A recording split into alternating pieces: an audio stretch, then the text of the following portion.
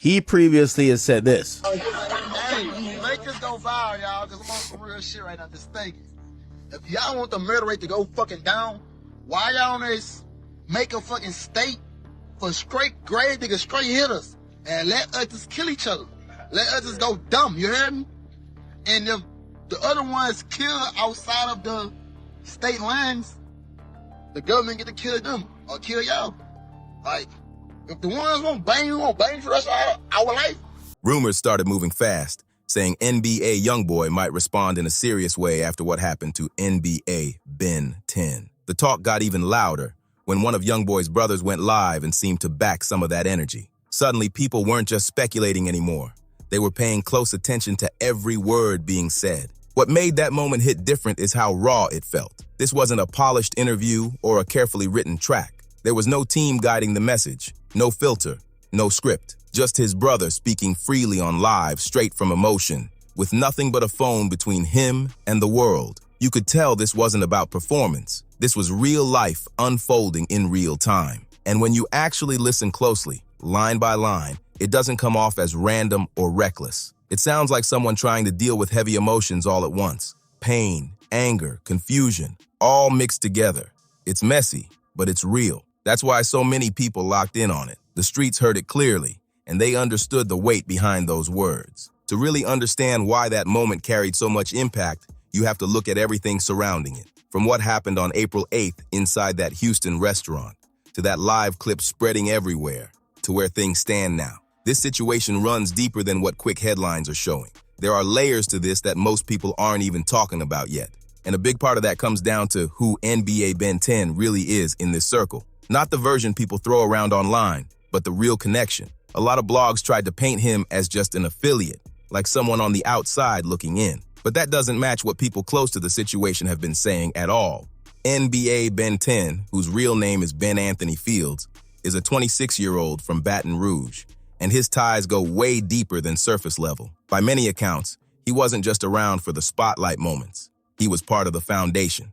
Someone who was there before the fame, before the attention, before everything took off. He showed up in videos, in content, in everyday moments, not as a hired presence, but as someone who was already part of that life. Not a background figure, not someone who came around later. He was there during the grind, during the early stages, when everything was still being built from the ground up. And that kind of connection changes how people see everything that's happening now.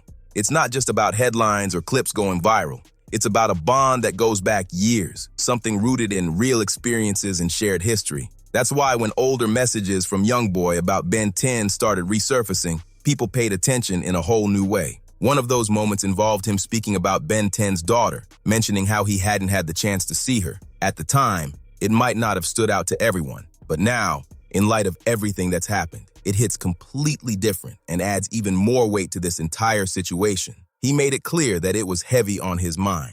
He spoke about Ben 10's daughter and said her father was out in the streets, and if anything ever went wrong, he would step in and be there for her. That kind of statement hits different. That's not how you talk about someone you just do business with. That's not a deal, not a partnership, not some industry connection. That's how you speak about someone you see as family. Real responsibility, real loyalty, said in the simplest way possible. It shows a bond that goes way deeper than music or money. And then reports came out in 2025 that NBA YoungBoy gave Ben 10 around $250,000 as a gift. Not tied to a project, not connected to any deal. Just a straight gesture between people who move like family. So when news started spreading that NBA Ben 10 was seriously injured inside confessions in Houston, this wasn't just another headline. This wasn't the industry reacting to someone on the outside. This was a core piece of YoungBoy's circle going through something serious. And anyone who understood that connection knew instantly why the reactions were so emotional and unfiltered. There's another side to this that a lot of people missed. Ben 10 wasn't just connected to YoungBoy, he was building something of his own. His presence online kept growing, his audience was locked in, and he was creating his own lane step by step. His Instagram, known as MGG10X, crossed 1 million followers, showing that people were paying attention to him directly, not just through association. He had his own clothing line, slime design, and he was involved in content creation, directing, and videography. His track, Play With Me, connected with a younger audience and showed he had his own style. You could hear the Baton Rouge influence, but there was also his own energy in it, his own delivery that stood out. He was doing what a lot of smart artists are figuring out right now, turning real-life authenticity into something bigger without losing what made it real in the first place. Social media, merch, music, visuals, all of it was coming together. He was building something solid, something that could last. And beyond all that, he was a father. He had 2 sons, True and Ben, who he showed love to publicly. Everything he was building, it wasn't just for himself, it was for them too. That adds a whole different level to the story because now you're not just talking about an artist or a public figure. You're talking about someone trying to create a future for his kids. That's who was inside Confessions on April 8th. Not just a name people throw around online, but a creator, a businessman, a father, and a key part of a tight circle with real history behind it. Someone who had plans, momentum, and a clear direction moving forward. Now, looking at that night, a lot of the quick reports only showed the surface. But when you slow it down, there's more context. April 8th, 2026, late night in Houston, in the Upper Kirby area. That part of the city is known for its upscale vibe, busy streets, restaurants, and lounges where people go to relax and be seen. Confessions, the restaurant and lounge, built a reputation as one of the more talked-about spots in the city. It attracted a high-profile crowd and had a certain image to maintain. This wasn't a random location. This was a place known for its atmosphere and visibility. Ben 10 had been there for hours before everything escalated. He even posted on Instagram, showing himself with OG 33, who is known as one of YoungBoy's managers and a key figure behind the scenes in the Never Broke Again circle. That alone shows the kind of environment they were in that night and how everything was unfolding before things took a serious turn. Earlier that night, everything looked normal. The caption on the post was casual, nothing unusual, nothing that hinted at what was coming just a couple hours later. Anyone watching that story around 9 p.m. had no idea how fast things were about to change. Then around 11:30 p.m., everything shifted. According to Houston Police Lieutenant R. Wilkins, investigators started piecing together what happened using surveillance footage and witness accounts. What they found pointed to a situation that escalated quickly. A suspect was already at the location and ended up in a confrontation with a few people. From the details available, it appears the situation may have started with an attempt to take jewelry. Wilkins also suggested this may not have been random. There were signs the individual could have been recognized or even specifically targeted. That changes the whole tone of the situation because now it doesn't look like chance.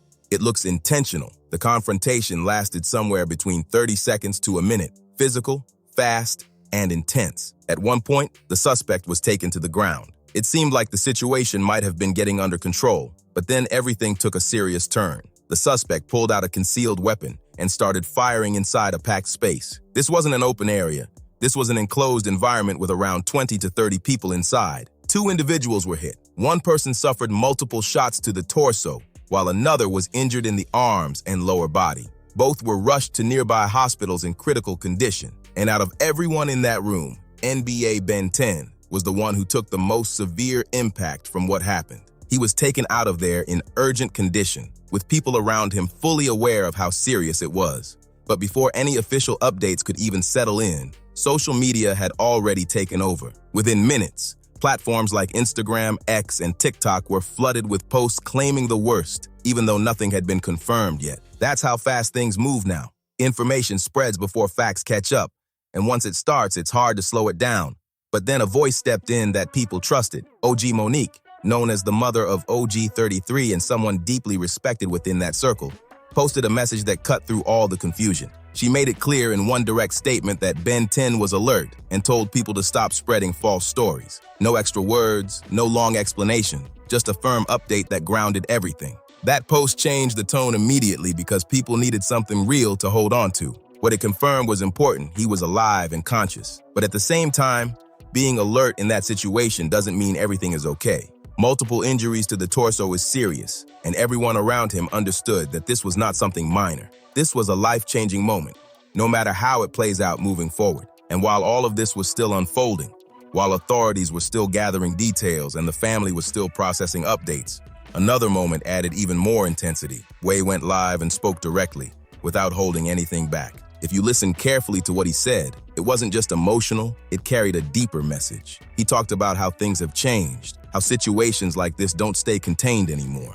how everything is monitored and escalates quickly. He pointed out how the environment today is different, where every move can lead to serious consequences because of how systems are set up now. He also spoke about wanting certain spaces where conflicts don't spiral into something bigger that affects entire communities. And then he made it clear how he was feeling personally, saying he was ready to move differently after everything that just happened. A lot of people reacted instantly to the emotion in that clip, but when you actually break it down, there's more to what he was saying. It wasn't just anger, it was frustration, reality, and a reaction to seeing someone close go through something serious all at once. Wei wasn't just speaking off emotion with no direction. What he said actually connects to a real shift that's been happening for years. The way situations like this are handled today is completely different from how things used to be. Cases that once stayed local now get pushed into bigger legal systems, and actions that might have gone unnoticed years ago can now bring serious, long-term consequences. There's also the reality that everything is watched more closely now. Investigations move faster, evidence builds quicker, and the outcome can carry much heavier weight. Within just a couple of days, Wei's words reflected a frustration that a lot of people in similar environments understand. It's that feeling of being stuck between an old mindset and a new system that doesn't operate the same way anymore. But when he said he was ready to move differently, that's when the tone shifted completely. Because when someone speaks in the middle of pain, it doesn't come out polished or controlled. It comes out real, direct, and emotional. And that's exactly what people saw. The clip spread fast, pulling in over 120,000 views in no time. The comments weren't just reactions, people were breaking it down, trying to understand what it meant moving forward. Everyone was asking the same thing in different ways: what happens next? At the center of it all is one major question that still hasn't been fully answered. Who was responsible for what happened that night? Authorities in Houston had video footage, witness statements, and people cooperating with the investigation. Lieutenant Wilkins made it clear they were confident progress would be made. But in the immediate aftermath, there was no confirmed name released publicly, no official update pointing to a specific individual.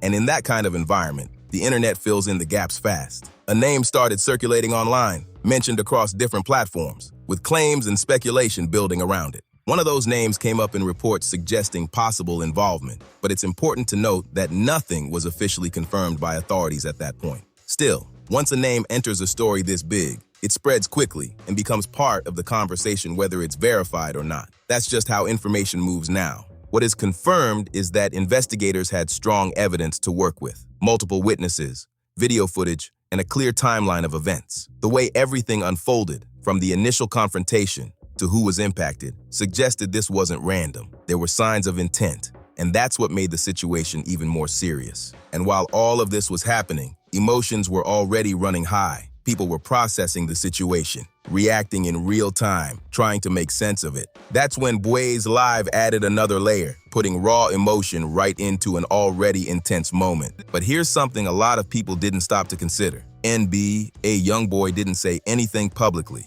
No post, no story, no statement, complete silence. Some people looked at that and assumed the worst, like it meant distance or lack of concern. But when you really look at everything he's been through over the past few years, that silence can be understood differently. This is someone who has had to be extremely careful about what he says publicly, especially after dealing with serious legal situations in the past. Every word, every post, every statement can be interpreted in ways that go far beyond what was intended. That kind of pressure changes how someone moves. It makes them think twice, sometimes not say anything at all, even in moments where emotions are high. And when you factor in his connection to Ben 10, the history, the support, the public statements he's already made in the past, it's clear that the relationship itself isn't the question. What's really in question is what someone in his position can safely say out loud without it being taken in a direction that could create bigger issues later on. That silence starts to make more sense when you look at the bigger picture. Because in situations like this, every move matters, every word carries weight, and sometimes saying nothing is the most calculated move of all. It doesn't always mean a lack of emotion. Sometimes it means the exact opposite. It means there's too much at stake to speak freely. Behind the scenes, though, that doesn't mean nothing is happening. When something this serious hits a tight circle, conversations don't stop. They just move off camera. Family members, close friends, people who've been there from day one. They're all processing this in real time, just not in front of millions of people online. That's the part the internet doesn't see. And while the public waits for updates, the situation itself is still developing. Investigators are still working through evidence, reviewing footage, talking to witnesses, and building a clearer timeline of what really happened that night. These things don't get resolved overnight, especially when there are so many moving parts involved. At the same time, the online world keeps moving fast. Every small detail gets picked apart, every clip gets replayed, and every statement, or lack of one, gets analyzed from every angle. That's how stories like this grow beyond the actual event and turn into something even bigger. It's no longer just about what happened, it's about how people interpret it. And the reactions have been split. Some people are calling for patience, saying it's too early to jump to conclusions and that the facts need time to come out. Others are already forming strong opinions, connecting dots, and building their own versions of the story. That contrast is what keeps the conversation going non-stop. What makes this even more intense is the emotional weight behind it. This isn't just a trending topic. This involves real people, real families, and real consequences. For those closest to NBA Ben 10, this is something they're living through, not just watching on a screen. And that difference matters more than anything. Then there's the long-term impact to think about. Situations like this don't just disappear once the headlines slow down. They leave lasting effects on everyone involved. Physically, mentally, emotionally, everything changes after a moment like this. And for someone who was building momentum, creating opportunities, and shaping a future, that shift can be huge. At the same time, the spotlight doesn't fade. If anything, it gets stronger. More attention, more pressure, more eyes watching every move. And that can shape how the next chapter unfolds. Not just for one person, but for everyone connected to the situation. There's also a bigger conversation happening underneath all of this, about how fast information spreads, how quickly narratives form, and how difficult it is to separate facts from assumptions in real time. One post can change everything. One clip can shift the entire direction of a story. And once that happens, it's hard to rewind. Right now, everything is still open. Questions are still unanswered. Details are still being clarified. And the full picture is still coming together piece by piece. That uncertainty is what keeps people watching closely, waiting to see what comes next. And until those answers come out clearly, the conversation isn't slowing down anytime soon. It's only getting more attention, more discussion, and more people trying to understand what really happened behind the scenes that night. And the reality is, the answer right now is very little. Because in a situation like this, every single word can be taken, analyzed, and turned into something bigger than it was meant to be. That's why someone else stepped up to speak instead. That wasn't random. That's how close circles move. When one person can't speak freely, someone else carries that weight publicly. What Boy said wasn't just noise. It was emotion being released in real time. It was everything that couldn't be said directly, coming out through someone who could still speak without that same level of pressure. And the people who needed to understand it, they understood it clearly. Now step back for a second, because this situation is bigger than just one moment. What happened that night, the live reaction, the silence from NBA YoungBoy, and the way the internet responded, all of it paints a bigger picture. This is about where hip-hop stands right now, caught between real life, content, attention, and systems that move differently than they used to. NBA Ben 10 wasn't just around success. He was building his own path. Music, content, clothing, social media, everything was moving in the right direction. Over 1 million followers, his own brand, his own audience, all growing step by step. He was putting in real work to create something lasting. And still, a regular night turned into something serious in seconds. That's the contradiction a lot of people are facing right now. You can level up, you can build something positive, you can try to move different, but certain ties and histories don't just disappear overnight. That past can still find its way into the present. What Boy expressed on that live, it wasn't polished, it wasn't perfect, but it was honest. That's what emotion sounds like when it hasn't had time to settle. And the reactions that followed showed something else too. People weren't just reacting for entertainment, they were concerned. They were watching closely. They were hoping things don't escalate any further. Because when situations like this become visible, it doesn't just affect one person or one group. It spreads. The energy shifts. The tension rises. And everyone connected to that space feels it in some way. That's why so many voices started saying the same thing. Stay safe, move smart, don't let things spiral. Hip-hop has always reflected real life, and moments like this show that clearly. It's expression, it's reaction, it's people speaking how they feel when things hit close, and it deserves to be understood, not twisted into something it's not. So here's where everything stands right now. NBA Ben 10, 26 years old, a father, a creator, someone building his future, is recovering after being seriously injured in that Houston incident on April 8, 2026. There's still no confirmed public identification of who was responsible, and the investigation is ongoing. NBA YoungBoy hasn't spoken publicly, and that silence has its own meaning depending on how you look at it. Meanwhile, Boy's words are still circulating, still being replayed, still being discussed as people try to understand what it all means going forward. What matters most right now is that Ben 10 made it through that night alive. He was alert, he was conscious, and that alone carries weight. But at the same time, there are still unanswered questions, still ongoing developments, and still a lot of emotions surrounding everything connected to this situation. The next chapter hasn't been written yet. The investigation continues, the conversations continue, and people are watching closely to see how everything unfolds from here. And more than anything, the focus right now should be on moving smart and protecting what still matters most. Drop your thoughts below. What did you take from Boy's Live when you really listened to it? Where do you think this situation goes from here? Hit that like button, subscribe so you don't miss what comes next. Share this with someone who's been following the story, and leave your comment because every perspective adds to the conversation. I'll be back with updates as soon as anything new develops. See you on the next one.